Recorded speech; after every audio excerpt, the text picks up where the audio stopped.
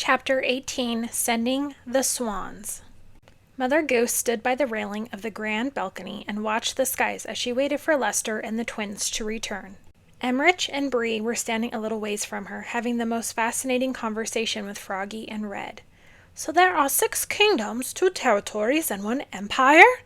Emmerich asked, wrapping his head around the lesson Froggy was teaching them on the fairy tale world.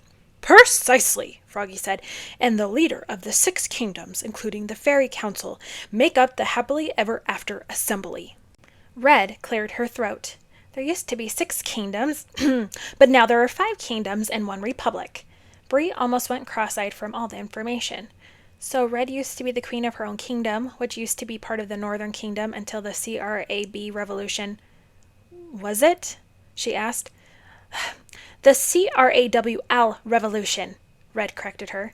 "It stood for Citizen Riots Against Wolf Liberty. The evil queen was in power of the Northern Kingdom, and at the time, and she did nothing to stop the wolves terrorizing the farmers' villages.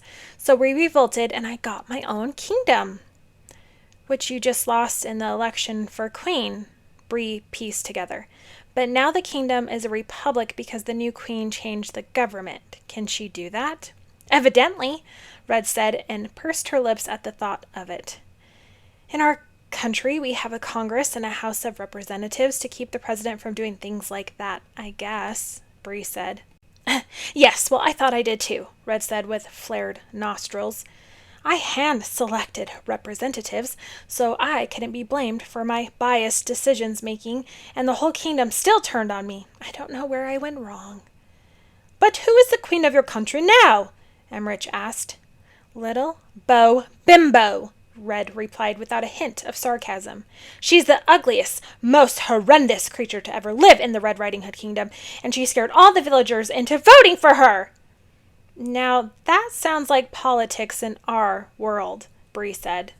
"I've never heard of Little Bo Bimbo," Emmerich said, and shivered at the thought of her. "Then you're a very lucky man," Red said. A small smile appeared on her face. It was very therapeutic for her to make things up about Little Bo Peep. She only wished she had done it during the election. "They're back!" Mother Goose said, pointing to the sky. A shadow passed over the balcony, and they looked to the sky and saw Alex and Connor descending on Lester's back. They landed on the balcony, and their friends eagerly approached them. "Well, what did you find?" Mother Goose asked. "The army recruited the prisoners," Connor said as he hopped down from the giant goose. "The soldiers were training them for combat when we flew above their camp. There are thousands of them." Mother Goose placed a hand over her heart. "Oh dear," she said. "What should we do next?" "I'm thinking," Alex said as she climbed down from Lester. "In the meantime, Mother Goose, please see that all the Fairy Council members gather in the hall as quickly as possible. Connor, go with her and tell the other fairies about what we've seen. The first thing I need to do is get the kings and queens to the fairy palace as quickly as possible so they can join in the conversation. This isn't a fairy council matter. It's an issue the entire Happily Ever After assembly needs to discuss." Mother Goose and Connor nodded and headed inside the palace. Alex raised her wand in the air and then cracked it like a whip 6 times. A series of shimmering lights flashed around the balcony, and 6 enormous swans the size of Lester magically appeared in front of her. Alex spun the tip of her wand above the palm of her hand, and a stack of papers appeared. She rolled the papers and put one in each of the swans' mouths. "What are those?" Froggy asked. "Invitations," Alex said, and handed Froggy an extra copy to read. "To the members of the royal families. An emergency has occurred, and all members of the Happily Ever After Assembly and their families must report to the Fairy Palace immediately. We will provide details of the matter upon your arrival. Thank you, Alex Bailey, Acting Fairy Godmother. I need you to take these to the kings and queens of the Corner Kingdom, the Charming Kingdom, and the Northern Kingdom, the Eastern Kingdom, and Bo Peep Republic as quickly as possible, and bring the rulers back." Alex instructed the first 5 swans, then turned to the 6th. "As for you, I have other acquaintances I'd like you to deliver this invitation to." She whispered further instructions into the swan's ears so the others couldn't hear. "If they don't cooperate, you have my permission to persuade them however you can," she said. "Bring them back by the ankles if you must. These invitations are not optional. Now go." All 6 swans bowed and then launched into the air one at a time. They flew off in the opposite direction at speeds birds had never flown before. "Now what?" Red asks. "Do you think the king and queens will take your message seriously?" "We'll have to wait and see," Alex said, hoping with all her heart they would. After a few hours of waiting, Red and Froggy took Bree and Emmerich inside to give Alex some time to think alone. She paced back and forth so many times she almost left a mark on the floor. When she was studying wars and history in school, Alex had never imagined that one day she'd be in one, let alone leading it. Was she equipped to lead the happily ever after assembly into a war against a general of an empire? She prayed her strengths of common sense and logic would be enough to make up for the lack of battle strategy. She kept thinking about the great war heroes from her world, like Franklin Roosevelt and Winston Churchill. What would they have done if they were in her shoes? What sort of plan would they have created? What would her grandmother have done if she wasn't ill? Alex heard a commotion from above and looked up to the evening sky. One by one, the swans came into view as they returned to the palace, bringing the kings and queens from opposite ends of the land of stories with them. Alex sighed with relief as they all glided to her. She was so glad to see none of them had rejected her invitation. 5 swans landed on the balcony, one after the other. The first swan carried King Chance, Queen Cinderella, and their 2-year-old daughter, Princess Hope, from the charming kingdom. The second swan carried Queen Sleeping Beauty and King Chase from the Eastern Kingdom. The third swan carried Queen Snow White and King Chandler from the Northern Kingdom. The fourth swan carried Queen Rapunzel and her husband Sir William from the Corner Kingdom. And the 5th swan carried Queen Little Bo Peep. All the rulers appeared befuddled by their unexpected journey. Queen Little Bo Peep looked a tad intimidated at being among the legendary rulers on the balcony. It was the first time she had been called to participate in the happily ever after assembly. "Hello, your majesties," Alex said. "Thank you all so much for coming." "Alex, I'm sure we'd all like to know. What is the meaning of this?" Cinderella asked. "And what happened to the fairy godmother? Why didn't she send for us herself?" "Because she's fallen ill," Alex informed them. The royals took the news exactly as the twins had. They didn't even know it was possible for the fairy godmother to fall ill. "It's only one of many problems we face, I'm afraid, so if you please quickly follow me into the hall so you can join our discussion." She led the parade of monarchs into the fairy palace and down the stairs into the hall where Connor, Mother Goose, and the other fairies waited. They were all very surprised to see Connor there, especially Cinderella, who had witnessed the fairy godmother close the portal to the other world right in her own kingdom. It didn't take them long to understand something was seriously wrong. Froggy, Red, Bree, and Emmerich came down the stairs to see what all the fuss was about. Although Bree and Emmerich had never met any of the kings and queens in person, it didn't take long for them to realize who they were looking at. Snow White's pale skin and Rapunzel's long, flowing hair were dead giveaways. They stopped in their tracks and sat at the top of the stairs, admiring all the beautiful royals. Red's first instinct was to join them, but seeing little Bo in the group of her former peers was a painful reminder that she didn't belong anymore. She sat next to Bree and Emmerich on the stairs and glared at her nemesis from afar. Froggy rushed down the stairs to say hello to his charming brothers. "Charlie, what's happened to you?" Chandler asked. "Why are you a frog again?" Chance asked, just as curious. "It's a long story," Froggy told them. "We'll explain everything, I promise."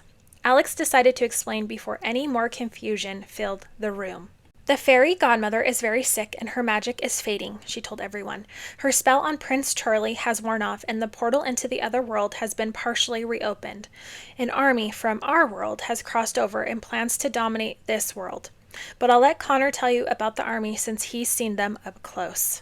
Alex gestured to her brother to take the floor, but Mother Goose suddenly rose from her seat. "No, I'll do it," she said. "It's my fault they're even here after all." Alex and Connor looked at each other. They were impressed that she was willing to take responsibility in front of the entire happily ever after assembly.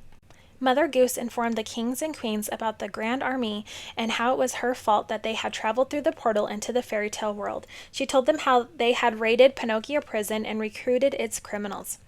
And last, Mother Goose had the unfortunate task of telling the royals they could be at war very soon.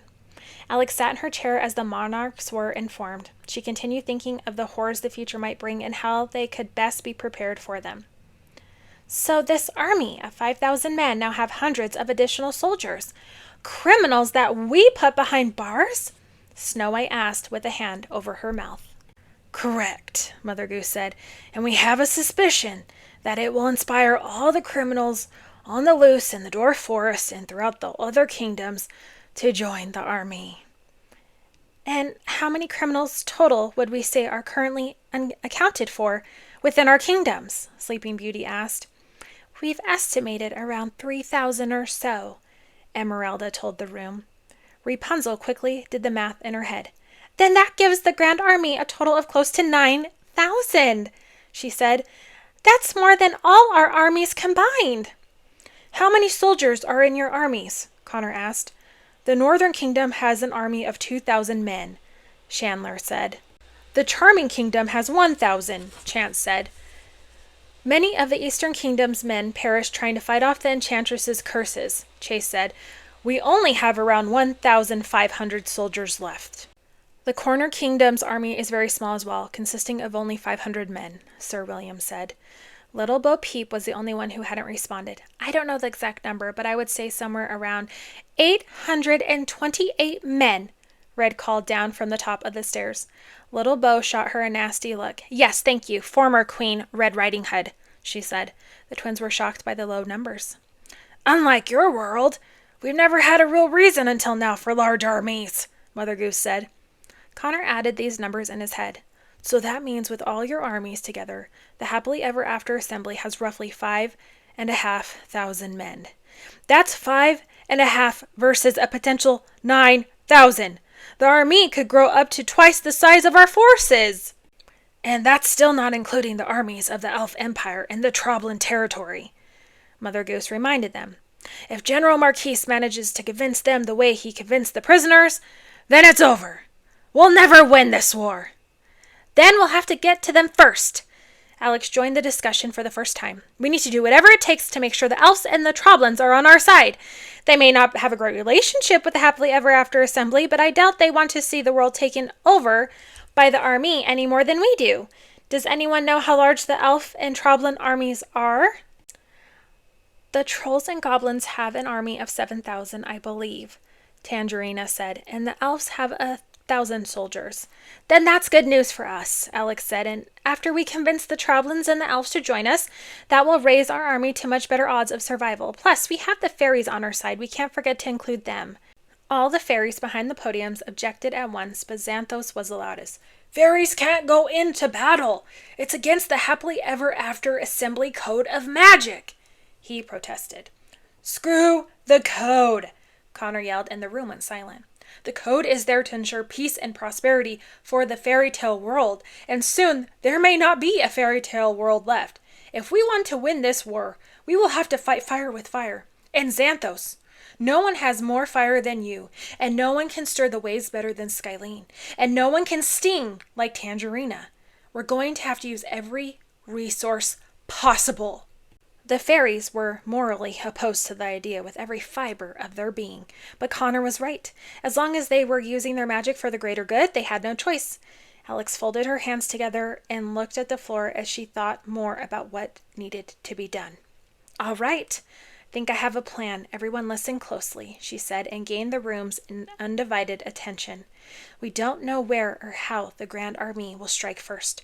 We have to assume it could be anywhere.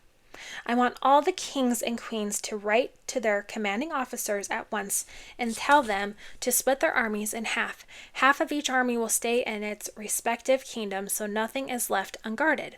The other halves will go into hiding. I don't care where they go as long as they stay out of sight. They are not to come out of hiding until they see my signal. But why split up the armies? Xantho asked. That way no kingdom is left unguarded in case it's attacked, Alex explained, and if a kingdom is attacked, its entire army won't be lost. Alex turned to face the fairies. I want you to be with the soldiers guarding the kingdoms, she said. Rosette will go to the Corner Kingdom, Skylene to the Northern, Xanthos to the Charming, Tangerina to the Eastern, and Violetta and Coral to the Bo Peep Republic. Mother Goose and Emeralda will stay in the Fairy Kingdom and look after the Fairy Godmother. Alex turned back to address the entire room for the conclusion of her plan. My brother and I will personally go to the Troblin and Elves and plead with them to join our side. As soon as we recruit the Elves and Troblins, I'll signal all the remaining armies, the ones at home and the ones in hiding, and lead them in strike against the Grand Army. Everyone carefully went over this plan in their heads. It may not have been a perfect strategy, but it was the only strategy they had. "What's going to happen to us?" Cinderella asked. "Do we go home to our kingdoms, or do we stay at the fairy palace?" "Neither," Connor said, and stood by his sister. "If the army finds you, they'll kill you. They have a history of killing royal families and aristocrats. To them, death is the only surrender. We have to keep you moving at all times so they can never find you. I would suggest we put you all on a flying ship like the Granny, but if the army saw that in the sky, they would freak out and definitely shoot you down." "Then what can we place them on that's both secretive and continuously moving?" Alex asked. Her words rang a bell. Connor knew he had heard of something recently that met this description. He just had to think. He thought back to the very beginning of his whole ordeal, when he was standing in the cemetery listening to the Brothers Grimm stories, and the answer came to him. The Brothers Grimm hadn't just provided a warning. They had also provided a plan. "I've got it," Connor said. "We'll put them on an enchanted path, just like in the story The Secret Castle. The path could weave through the kingdoms like a snake, never traveling in the same direction twice and never leaving a trail behind." "That's brilliant," Alex said, "and the only people who will be able to find it are the people who know about it. As long as the army never knows about the path, they'll never find it." Connor stepped closer to Alex and whispered something in her ear so only she could hear. "Do you think you can create the path, Alex?" He didn't want to fill the room with hope if Alex wasn't capable of the enchantment. Alex took a deep breath. "Yes," she said. "I know I can." She looked up to the top of the stairs and where the others sat. "Red, we can use the carriages he arrived in. They were very plain and didn't bear any symbols of royalty." Red grunted. "Don't remind me." Alex eyed the official robes, crowns, and jewels all the kings and queens wore. "We should also strip you down so you look less official," she said. "You can't wear any jewelry or be followed by guards or do anything that would make you appear royal." "But surely we can't go on this path unprotected," Snow White said.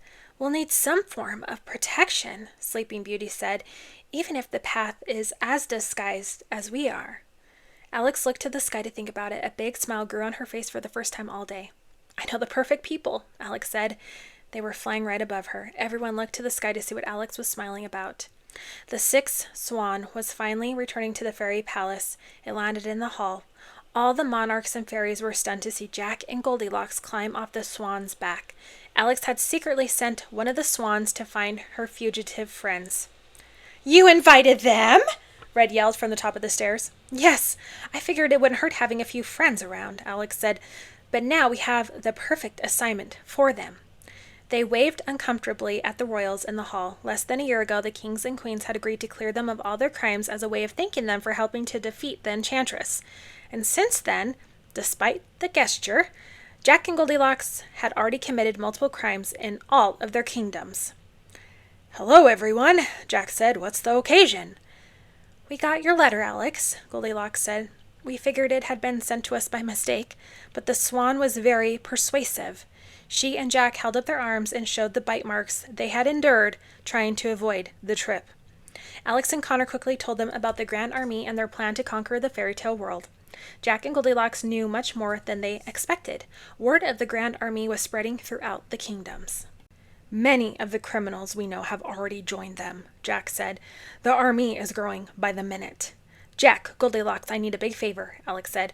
"We're sending the kings and queens away so the army can never find them. I'm going to ask you that you go with them and protect them just as you protected my brother and me during our quest to stop the enchantress."